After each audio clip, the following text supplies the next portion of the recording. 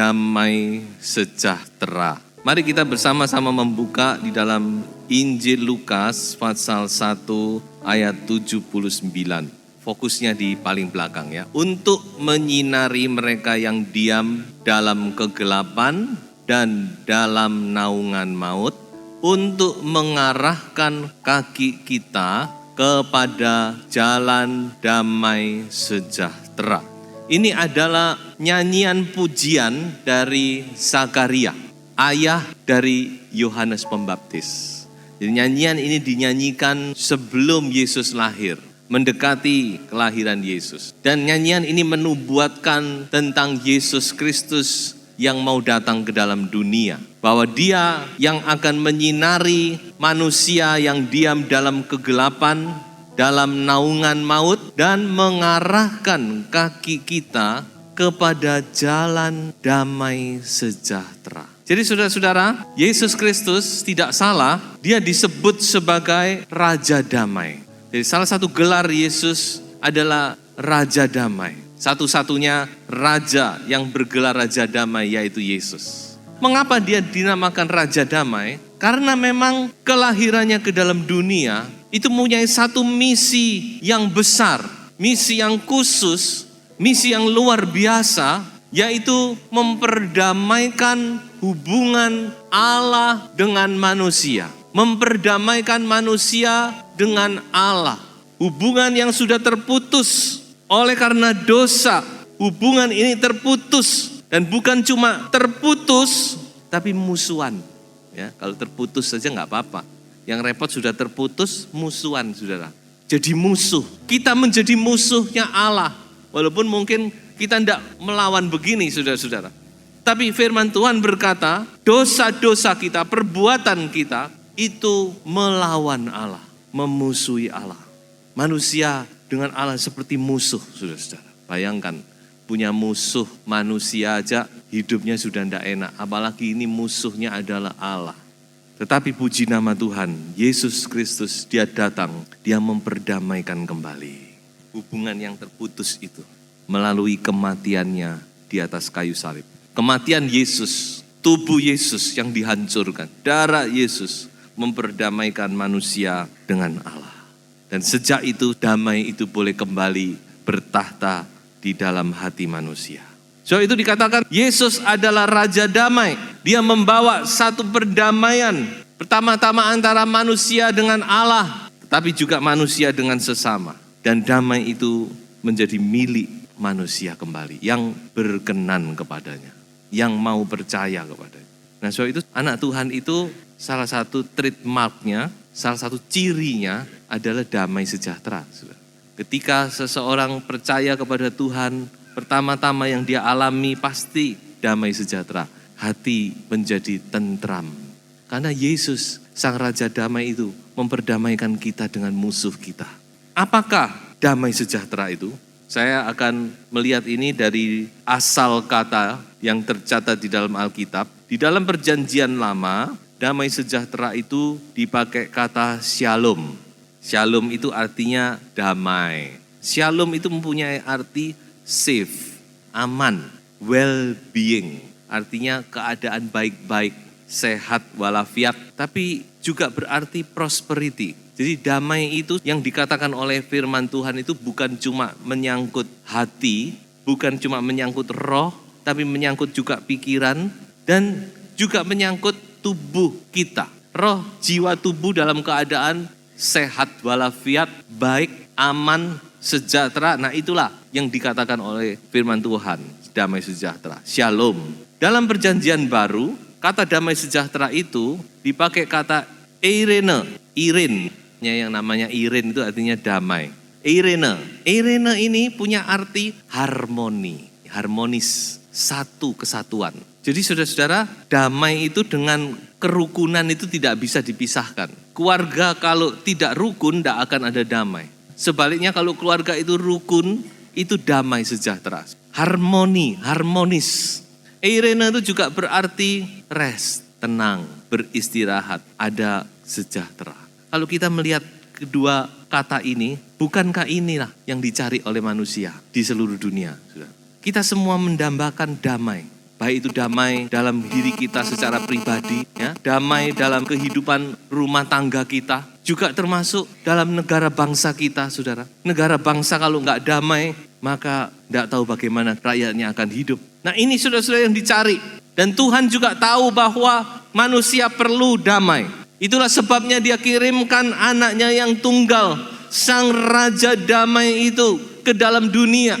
Ketika Yesus masuk ke dalam dunia, malaikat berkata, berita Natal yang pertama, kemuliaan bagi Allah di tempat yang maha tinggi dan damai sejahtera di bumi bagi manusia yang berkenan kepadanya. Damai diberikan, sudah. Berita Natal adalah berita damai. Jangan lupa juga waktu Yesus Kristus Dia bangkit dari kematian, apa yang pertama-tama dikatakan waktu ketemu dengan murid-murid? Damai sejahtera bagi kamu.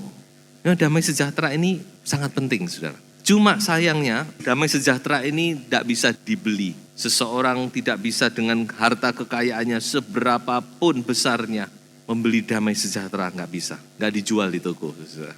Karena damai sejahtera ini hanya diberikan oleh Tuhan. Tuhan yang adalah sumber segala damai sejahtera itu, Dialah yang dapat memberikan damai sejahtera itu. Jadi Allah adalah sumber segala damai sejahtera, saudara-saudara. Jadi kalau kita mau damai sejahtera, kita harus datang kepada sumbernya. Jangan cari di tempat lain, saudara. Tuhan yang memberikan damai sejahtera. Mari kita baca satu ayat, Injil Yohanes pasal 14 ayat 27. Apa yang Yesus Kristus katakan sebelum Dia meninggalkan murid-murid. Damai sejahtera ku tinggalkan bagimu. Ya, luar biasa, saudara. Tuhan tidak meninggalkan harta. Tuhan tidak meninggalkan yang lain. Dia meninggalkan apa? Damai sejahtera. Wah, luar biasa. Minta damai sejahtera dari Tuhan. Amin, saudara. Damai sejahtera ku tinggalkan bagimu. Damai sejahtera ku berikan kepadamu. Jadi yang diberikan itu damai sejahtera yang ada di dalam hatinya Tuhan. Bukan yang di dunia, saudara. Saudara tidak akan dapat dari dunia. Saudara lihat sinetron tidak akan dapat damai. Hidup ini sudah susah kok tambah disusahi dengan cerita sinetron, saudara. Tapi aneh, orang banyak senang sinetron.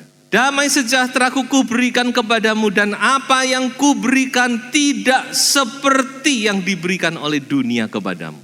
Janganlah gelisah dan gentar hatimu. Oh, kita bersyukur buat Tuhan kita yang luar biasa. Dia tahu apa yang kita butuhkan. Dia beri yang kita butuhkan, yaitu damai sejahtera. Nah, sekarang ada satu pertanyaan yang perlu kita jawab. Apakah damai itu masih ada sekarang? Ya, ini perlu kita jawab diri kita sendiri. Masih ada enggak damai itu dalam hati kita, dalam rumah tangga kita? Ini penting, saudara. Sebab kalau kita ngomong damai setengah mati, sampai ilat keluar tapi saudara enggak ngalami, percuma. Yang penting kita alami, ada damai sejahtera. Oh, senang saudara-saudara. Tapi kalau enggak ada damai, walaupun makan steak tiap hari, tidak akan jadi daging. Damai sejahtera dalam hati, dalam rumah tangga. Masih ada enggak? Bagaimana rumah tangga Anda? Apakah ada damai? Atau orang mampir dan cepat-cepat keluar, saudara? Orang enggak kerasan, namu aja enggak kerasan. Enggak ada suasana damai. Nah, coba saudara, kalau manusia aja enggak kerasan, apalagi Tuhan. Nah, sekarang kita mau melihat, mengapa damai sejahtera itu bisa hilang? Atau katakan enggak hilang, mereduplah.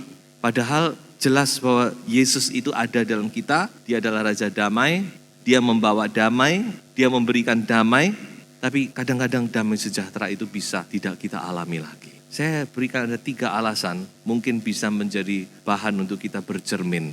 Yang pertama, mengapa orang Kristen, kita sudah bicara orang Kristen ini, bukan umum. Saudara. Mengapa anak Tuhan itu bisa kehilangan damai sejahtera? Yang pertama, karena dosa. Ini penyebab yang paling simpel, tapi yang paling langsung. Saudara. Ada dosa. Mazmur 32 ayat 3 sampai ayat yang kelima. Selama aku berdiam diri, tulang-tulangku menjadi lesu karena aku mengeluh sepanjang hari. Sebab siang malam tanganmu menekan aku dengan berat, sumsumku menjadi kering seperti oleh teriknya musim panas. Ayat yang kelima, dosaku kuberitahukan kepadamu dan kesalahanku tidaklah kusembunyikan. Aku berkata aku akan mengaku kepada Tuhan pelanggaran-pelanggaranku dan engkau mengampuni kesalahan karena dosaku. Jadi ada satu prinsip yang penting dalam Alkitab, di dalam Yesaya, yaitu bahwa damai sejahtera dan kebenaran itu tidak bisa dipisahkan. Saudara nanti bisa baca Yesaya 32 ayat 17. Di mana ada kebenaran, di situ akan timbul damai sejahtera. Jadi kebenaran dan damai sejahtera ini tidak bisa dipisahkan. Kita tidak bisa ingin yang satu tanpa yang lain. Saudara ingin damai sejahtera tapi hidup tidak benar, tidak mungkin. Tapi kalau kita hidup benar, pasti damai sejahtera itu akan menyertai, mengiringi. Di mana ada kebenaran, di situ ada damai sejahtera, firman Tuhan berkata. Sebab itu saudara-saudara, kebenaran itu penting. Ketika kita sudah melenceng dari kebenaran, kita tinggalkan kebenaran, kita tidak berjalan dalam kebenaran, maka damai sejahtera itu pun akan hilang. Walaupun mungkin saudara ada di gereja, setia di gereja, itu tidak menjamin. Satu kali ada seseorang bertanya, kenapa saya sudah setia, kok saya tidak punya damai sejahtera? Sedikit punya sedikit, ternyata ada sesuatu yang harus dibereskan dalam kehidupan. Ayo saudara-saudara, damai sejahtera ini jangan sampai hilang. Kalau ada dosa, dikatakan mari kita bereskan dengan Tuhan. Daud berkata, ketika aku tidak mau membereskan dengan Tuhan, aku seperti tertekan, tidak tenang hidupku. Tapi ketika aku mengaku kepada Tuhan, oh aku berbahagia. Plong, tidak ada ganjalan lagi. Aku punya persekutuan yang indah kembali dengan Tuhan. Oh mari Tuhan. Dan Tuhan akan hadir saudara.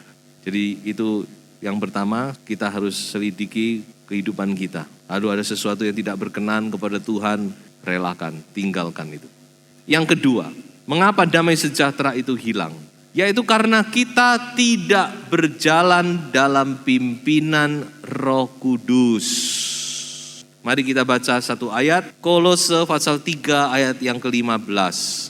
Hendaklah damai sejahtera Kristus memerintah dalam hatimu, karena untuk itulah kamu telah dipanggil menjadi satu tubuh.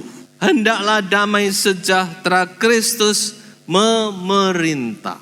Kata memerintah itu dalam bahasa Yunani dipakai kata brabeo. Brabeo itu artinya to decide every debate, memutuskan perkara. Kalau ada perdebatan, dia memutuskan mana yang benar, mana yang salah. Mewasiti, mengadili. Nah, itu arti kata memerintah di sini. Jadi saudara-saudara, Tuhan kita luar biasa. Dia sudah memberikan satu kompas, satu pedoman untuk memimpin langkah kehidupan kita, berjalan di dalam jalan yang benar, yaitu damai sejahtera ini. Makanya damai sejahtera ini sudah very precious, sangat berharga. Jangan sampai hilang. Damai sejahtera ini memimpin kita.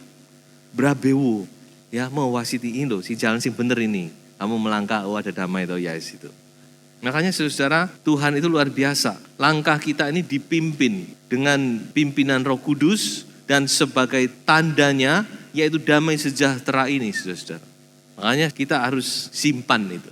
Cuma masalahnya seringkali kita abaikan. Jadi seringkali kita sudah rasanya ini kok nggak ada damai. Tapi karena kita pikir, begini kita jalan, harus jalan. Ya kita abaikan. Saudara.